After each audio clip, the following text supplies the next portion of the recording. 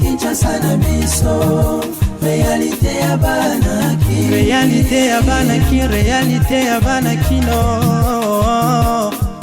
Ni nango esilaka te bapermite bakonzi ya la police nationale awa na Kinshasa boko landa na édition ya lelo ndenge nini bakino nzoka nde banda kolinga na bango kasi ngote balobi akende na administration asala musala kuna esengeli boyeba ke premier conseil des ministres salamaki week-end oyo avec impact na idéologie, ambiance, convivialité, surtout na ba oyo ba koti sika, c'est-à-dire ba oyo ba bandi, musala ndenge remaniement topé, réaménagement et salemaki na kanbe alelo. To mituni motuna na ba fête ya mariage to komena komona batu bakoya na fête ba bandi tongo ti pourquoi ba marié ba kendara lisu te ba kendara ti tongo yango nuit de noces ici là et comme matin de noces to après-midi de noces pambate ba kendara lisu te selon kutu ba pasteur mususu ba loba que o ba marié yango mingi ti ba saka mariage ba ye bana na bango nzoto bozali ebele ya kolanda biso nazali na plaisir ya ko présenter bino kanbe alelo. Société e-fresh Sarl azali ko informer ba consommateur ya ba produit e-fresh awana Kinshasa ke ba tuamite mamabe bazali ko relayer ba information à lokuta sur ba produit na bango na ba réseaux sociaux yango wana ba bisi ba tuamite mamabe wana nyonso ke moto nyonso oyo azali ko relayer ba information à lokuta atika parce que une fois ko kozala identifié a kozala bongo traduit en justice pambate e-fresh bango bazali kosala musala bango kitoko et sengeli koyeba que bana ya Kinshasa pe République démocratique du Congo depuis plus de 5 ans ba consomaka produit oyo sans problème avec impact toujours na idéologie. Il faut lisusu ko retenir que e-fresh oyo bozali komona po esalama et les kakabongo na contrôle ya bandeko ya office congolais de contrôle c'est-à-dire OCC oyo bayaka chaque mois ko tala à travers ba laboratoire na bango ndenge nini bazali ko lambela bana ya Congo produit oyo kitoko avec impact na idéologie. Na yango e-fresh asengi ba consommateur na nyonso ba continuer komela ba saveur nyonso ya ba jus na bango pambate ezali meilleur jus pe ezali ba jus oyo ezali na qualité très supérieure avec impact toujours na idéologie.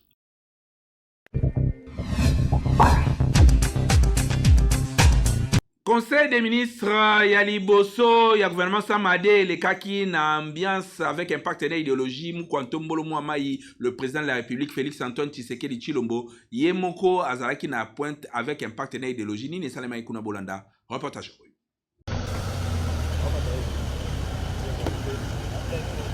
Chef de l'État, Félix Antoine Tshisekedi Tshilombo, a présidé Kibongo Mokolo à vendredi 31 mars 2023, kuna na cité de l'Union africaine.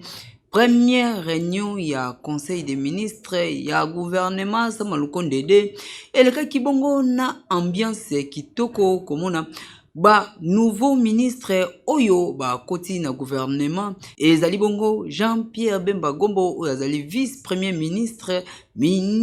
ya défense nationale pe vice-premier ministre ya économie nationale Vital Kamerhe pe ministre ya sport François Kabulo mwana ya Kabulo nde bazalaki wana na premier conseil des ministres oyo esalemaki mokolo ya vendredi. Masolo ebele ebetamaki kuna oyo situation ya population ya République démocratique du Congo ezangaki te kobetama kuna esika nini chef de l'État Félix Antoine Tshisekedi Tshilombo azalaki na esengo makasi esika nini chef de l'État Félix Antoine Tshisekedi Tshilombo apesaki ba ordre pe masolo ebetamaki kuna avec impact na idéologie. Force régionale baibisi so basoda sud-soudanais baye po te baya ko chapwa po te kimie kota na est ya République démocratique du Congo bolanda reportage oyo. basolda ya sud sudanais bakomaki kuna na Goma mokolo ya dimanche esika wapi baye koluka ko renforcer ba force régionale oyo bayaki awa na République démocratique du Congo pona ko sécuriser tope kocha kimia na este kuna na Goma esika nini ba rebelle ya M23 bazali ko take tope ko menacer population kuna bazali à l'est pendant plus de 30 ans oyo bazalaka mal à l'aise na ba groupe armé oyo bazali wana pona ko semer des ordres kuna na este basoda oyo bazali na compte ya communauté ya Afrique de l'Est bazali na charge ya ko superviser pe koluka ndenge nini M23 bayeba na ko quitter sol congolais kuna na Est République démocratique du Congo pour kimia et continuer na ko régner. Et sengeli toyeba ba force oyo ezalaki créé na mois ya juin ba force régionale bazali bongo kotia kimia na este ya République démocratique du Congo kasi nombre ya basoda oyo basiko ya ezali bongo 45 bauti kokita kuna na Goma esika nini baye ko renforcer basoda ya force régionale kasi oyo esengeli toyeba esengelaki na 750 soldats oyo bazalaki signé pona koya na ndenge ba information selon ba source mususu balobi les restes ya basoda sud-soudanais bakoya na bango na mikolo oyo ezali koya bayambamaki bongo epai ya colonel Jock Akesh oyo azali officier ya force régionale ya communauté Afrique de l'Est. Ordonnance ya sika esiniame oyo etie bakonzi ya la police na ba fonction pe bisusu bazaki permuter ba détail bolanda na reportage oyo. Ba changement esalami na la police esika nini chef de l'état Félix Antoine Tshisekedi Tshilombo asinyaki ordonnance oyo etindi batu misusu na retraite kasi ba misusu bakiti ba fonction misusu pe ba mati ezalaki na ordonnance oyo chef de l'état Félix Antoine Tshisekedi Tshilombo ayebaki na kosigner lokola commissaire principal ya la police Général Dieudonné Amouli ye akei na retraite ndenge kaka chef de l'état a signé po aumeli na fonction oyo pe aumeli ko banda ko travailler âge epusani nde yango tata mokonzi a décidé ya kotinda ye na retraite. Général Célestin Kanyama oyo azalaki na école de formation ya la police ye alongwe na ye azali bongo remplacer epai ya général Vital Awashongo oyo azalaki chef ya renseignement ya la police nde akomi na direction ya école de formation oyo ya la police. Kote na ye kuna na gestion ya ville ya Kinshasa, commandant ya ville ya Kinshasa, Général Silvano Kasongo, ye bauti kokomisa ye na administration ya la police, esalamaki bongo na ordonnance oyo. Chef de l'état tata mokonzi ayebaki na kosigné kobanda lelo ville ya Kinshasa ezali dirigé epai ya général Jean Bosco Kalenga nde ye mutu azwi commande ya ville ya Kinshasa ezalaki bongo mokolo ya samedi nde ordonnance oyo esinyamaki avec impact na idéologie pour le changement kuna na la police nationale congolaise.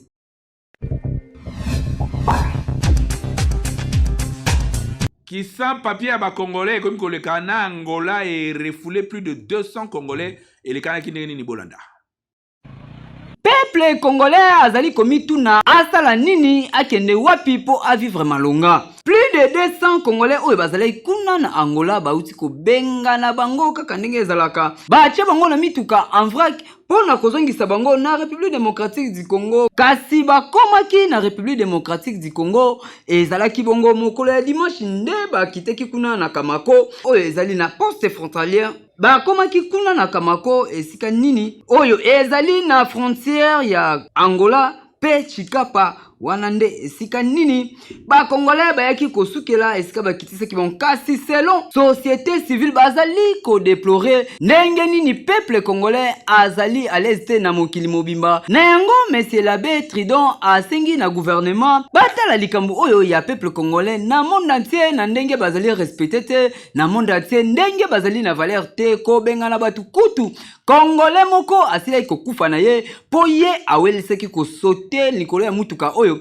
ememaki bango abukani pe akufi nzoto na ye ezongi na Angola esika nini toyebi te soki bakei kobwaka ye to pe bakei kotumba to pe kokunda ye ezali kopesa pasi pe mawa gouvernement ya République démocratique du Congo ba autorité ya l'état botala likambo oyo peuple congolais esengeli azala na valeur partout na monde. Et pesi pasi pemawa.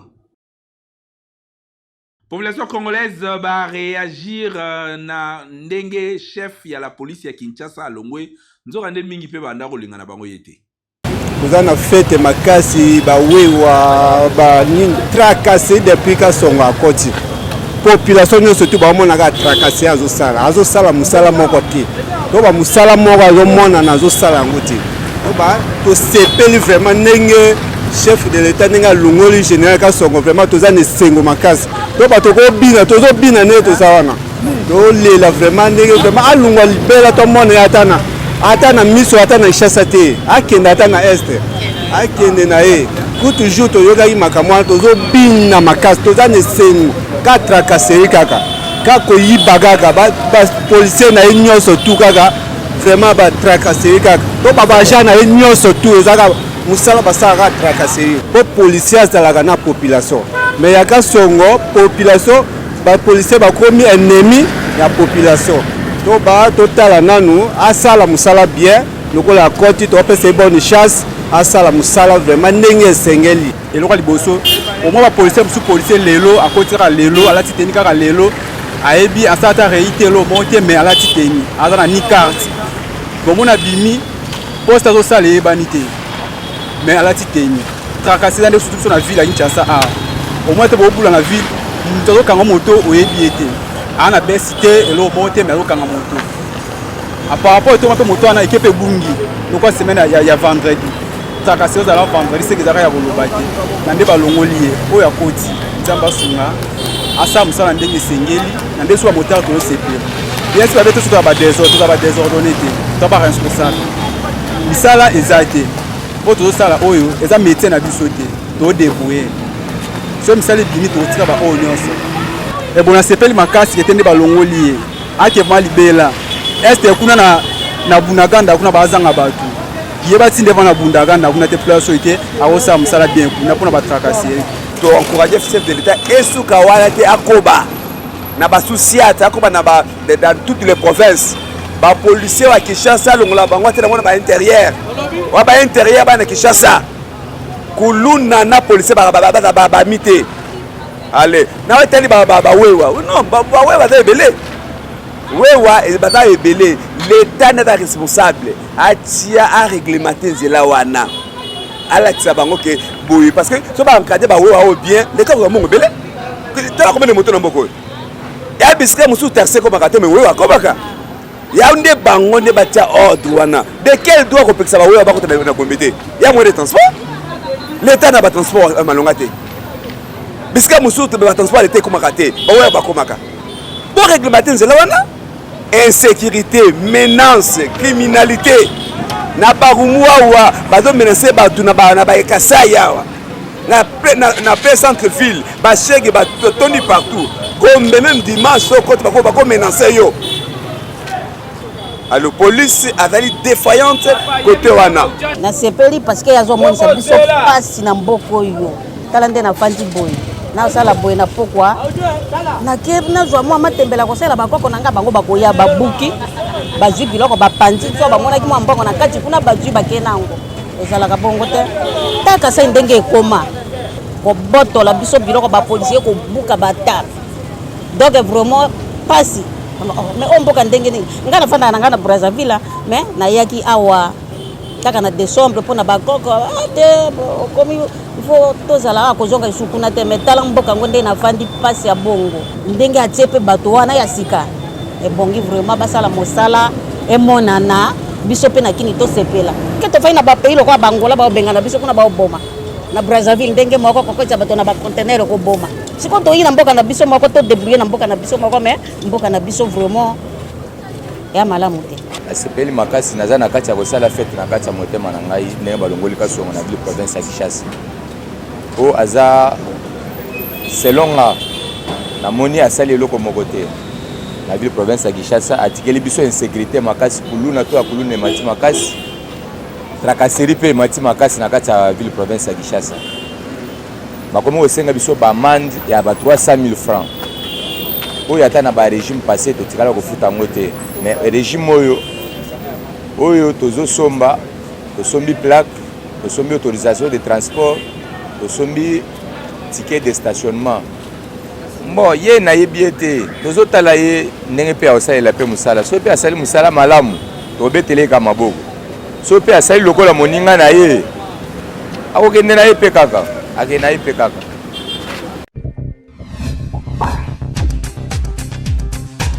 Et comme on a un matin de noces, topé après-midi de noces, nuit de noces, au toé barakala na tango ma bala, c'est-à-dire tango bo balani, et que moi si na mo bali ba ke nuit de noces, et zalakali sous-souté, c'est-à-dire ba ye bana na bango kala ba marié ba koma ko bina ko melati na tongo ambiance ya ko sakanate sujet oyo e intéressé biso na kanbelelo. Bato ebele awa na Kinshasa bayebaka te importance ya nuit de noces ezalaka nini okomona mwana mwasi na mwana mobali babalani kasi mukolo ya religieux na bango olie bakata fête na 1h ou na 2h du matin mais ba marié ba continuer fête na tongo nzoka nde toyebaka te pona nini basalaka lisusu nuit de noces te boyoka population ndenge ba réagir. Bon, pona ngai vraiment na yebi na ngai importance ya nuit de noces te pona na balité. C'est un peu donc importance nango na yebi te mais eloko moko o na omona et ça les maraming na ba fête ndenge ezalaka avant marié peut-être ba quitter salle ba 1h 2h ezala lisusu te pourquoi marié à côté à 1h à côté à 1h il y a aussi ma cérémonie, il y a présentation, il y a aussi ba biloko kolia, il y a robina nyonso wana il y a attend il y a mingi ba marié ba kenda susu kola na nuit de noces te oh nga na comprendre yango wana pour liboso ya boya fête à mariage be ba 4 avant ba marié ba koti ba kie na bango bino botika na bino fête mais mikolo ça le masté pour marié moko à côté à 1h 2h si ba ça ba cérémonie mususu bolia ka bobina okanga ba photo donc tawana et pesa ma lisusu te conseil au ngai na opesa na ba marié au ba bala bazala bien organisé ba organiser ba fête na bango très bien mais vu que il faut kota elle ba air boko maki air wana ka ne faut kota na invitation comme 19h 20h kota 20h pour pesa ba tout temps to fanda na fête to lia après ceux qui boko ça ba nuit de noces na bino boké na bino ndi tinga importance nuit de noces ça na honte pour si na sala na ngada ba nuit de noces ngai amo pe na kenda na ngape na lali na ngape libanda na makangu na ngai na fiancé ta pour famille ba ebité na makangu na ngai pe to kele mso nuit de noces to lali na biso nyonso eza na compte nuit de noces ce que to baya na biso eza ka ba complément d'objet direct to zang to bakisi kana o ezangaki si to sala nuit de noces avant to sa libala ce que to ko baya na sima poto kokisa importance ya nuit de noces donc nuit de noces après libala na mona ngo soute po lelo si to silisa d'aba nuit de noces to kenda na ba position nyonso to kenda na bana nyonso donc mupanzi musu ya sala nuit de noces papa ezala te yo to comment aussi ça ba fête ti tongo au moins la mariée avant de ba kawana ba parents pe la comprendre la bango ba kinda su ko gaspiller ba mbongo te po ba réserver ba flat po ba bi ke bano ti to zo encadrer boye si ba sala kana bango déjà nuit de noces na bango ba ozela kaka ba famille de ba yeba ke non moni mwana yo abana ke nuit de noces na mutu boye allez signe to zaki na kimaka na joana o biso to sala ngana na makana est-ce que mara na yebi ça on peut savoir matériel da trop tard pour dato kenda kenda ba nuit de noces. Il y a déjà ba couple avant que tu vas comme en étape ya fiançailles déjà ba sala da ba nuit de noces na bon à plusieurs reprises parce que yebi sanga au moment ya fête au moment porté ya fête nuit de noces wana est-ce que na mwasi na mobile muto mon importance na moi zate to wana mon même ba couple belé azo zela rara air ya nuit de noces ma mignon fait ça la fête wana etali été yeo azo calculer na mutu l'importance c'est ça nuit de noces mais si quoi échange pourquoi échange parce que il y a des jeunes on a golo ba biso na mitia parce que moi aussi je suis jeune il y a des jeunes biso le rola otoza déjà to mi salé là ba nuit de noces na biso au mona batu bazana kati ya relation qui concubinage l'aime sousou c'est tous les jours qu'ils font cet acte sexuel si je peux l'employer comme ça c'est tous les jours que bayebani banzoto bazo sala maramuna bango et puis est arrivé au moment où ce va commis au moment opportun ya makamongo ndenge senga ka bobalani bogende nuit de noces importance nango eza soute da basala tosala na biso tokontinue mpe kaka kosala yango soki omwana 13 ans asala nini de noce boka mwana 19 à 20 ans. Pour nous les jeunes ezalaka nango lisusu te parce que tosalaka yango déjà na kilikangu da toyebana banzoto toyebani nyonso na kifiançailles mêmement. Est-ce que tookende na mariage yango omonaka bamarie basalaka fete eko bana 22h ti ba 5h marie balongo esali mpo anini mpo baza da bazwa batona da ya kosangisana bo excusez-moi pour na temps ya kosangisana banzoto ya koyebana na kati na libanda mariage ezala nango kaka mpona mobala honore na ye ngai famille yebake nazala na mutu boye nakomi officiellement mutu boye mpo daa famille dayebi ke mwana biso emana mutu boye bayebaka na bango ke mwana biso emana mais na ndenge mikolo kaka baokamufle baotatala kaka mais est-ce que mbala ye kaka mpo nini ahonore boye bokimisi bambango ebele na vie. Interclub ya CAF Mazembe babimi dernier Yombo na 3 points. Ba club ya République démocratique du Congo tozali koyeba te tobenga yango Yombo to penini Yombo ezali ko continuer kaka pona ba club oyo ya République démocratique du Congo komona tout puissant Mazembe encore une fois azali millier et sikanini tout puissant Mazembe apoli bongo liboso ya Yug Africa club oyo ya Tanzanie ezali bongo na ba match oyo ezali interclub ya CAF nde tout puissant Mazembe aibi na kolongwa pe abimi dernier ya poule na ye nesika nini azui 3 points kasi abeti 6 match a gagné kaka match moko pe 5 match aibi na kopola et pesi pasi pona balusha nyonso tu oyo pasi portaka équipe oyo ya Corbeau Noir tout puissant Mazembe ezali pasi pe mawa pona ba club ya République démocratique du Congo sport ya République démocratique du Congo ezali kokita se kokita po komona ba résultat oyo tupe komona tout puissant Mazembe awa en Afrique azali na ye champion depuis ba année ebele kasi akomi kozala humilié na ba niveau oyo ezali pasi pe mawa pona ba club ya République démocratique du Congo. Oui محاولة التمرير وإيصال الكرات إلى Jamais Zangambo Kabana Bana TikTok ya lelo Bolanda. Salut les amis, parole du jour. Tout à l'heure, on est dans la chambre, c'est qu'on est dans le salon. On a remarqué que dans la chambre, on est dans le salon, on a été. Depuis dans le salon, on est dans la chambre, on a été sauté. Mais on a été dans le même mouton, on a été passé. On a même non à cause de la présence mot différent au Yébekala. Tika cause de la professeure d'histoire, il y a vie à Batou. So za sona mutute, wa sona droit beteli solo na été. Tu n'as plus le droit.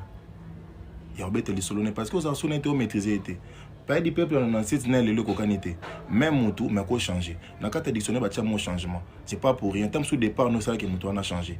Ça s'appelle la grandeur. Quand tu n'es plus avec quelqu'un, tu ne sais plus parler de lui. Obeta sur le solo mutu aussi bon les canana ma solo. Parce que tu ne sais pas si après toi il a changé. Pocha zoba ba ko tsalibo okamba la moko. Peut-être qu'il a changé. Ça s'appelle la grandeur, l'effet de ces terres, quand on parle de quelqu'un que tu ne maîtrises plus. Toromina suka édition ya Kanbe News ya mokolo lelo tozali ko continuer ko servir bino biso souci na biso za la kaboza la informer to beta bino kadio chate formol te ba information le kutate to koluka bezite kasi information o sécurisaka d'une manière professionnelle avec impact na idéologie. Magazino